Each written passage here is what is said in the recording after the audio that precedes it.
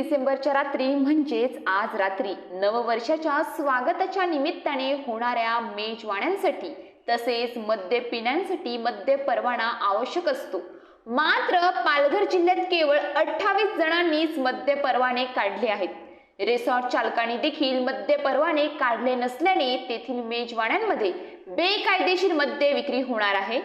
31 डिसेंबर आणि नवीन वर्षाच्या स्वागताच्या निमित्ताने पालघर जिल्ह्यातील विविध ठिकाणचे हॉटेल, रिसॉर्ट, फार्म हाऊस येथे मेजवान्या पार्ट्या आयोजित केल्या जात असतात। यामध्ये मद्याचे प्रमाणही मोठ्या प्रमाणात असल्याने मद्याचा वापरही होत असतो।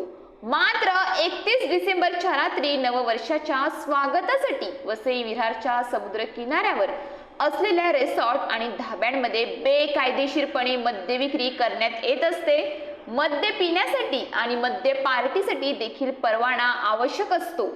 यासाठी राज्य शुल्क उत्पादन विभागाकडून एक दिवसीय परवाना दिला जातो।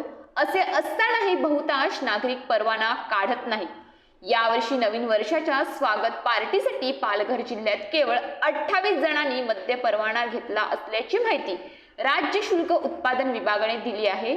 नववर्षाचे स्वागत आपण शासनाचे अधिकृत परवाना धारक असलेले परमिट रूम येथे साजरा करावा असे आवाहन राज्य उत्पादन शुल्क विभागाने केले आहे।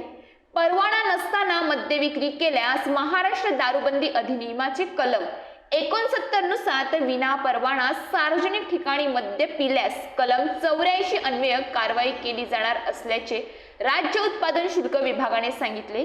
यासाठी पथके नियुक्त करण्यात आली आहेत। रिसॉर्टमध्ये बेकायदेशीर मद्य वसई विरारसह पालघरच्या किनारपट्टीवर शेकडो रिसॉर्ट आहेत, त्यांना मद्य विक्रीचे परवाने नाहीत। त्यामुळे त्यांनी 31 डिसेंबरच्या रात्री मेजवान्यांसाठी एक दिवसीय मद्य परवाना काढणे आवश्यक आहे। 25,000 रुपये भरून हा परवाना काढला जातो। मात्र बहुतांश रिसॉर्ट चालकांनी मद्य परवाना काढलेला नाही।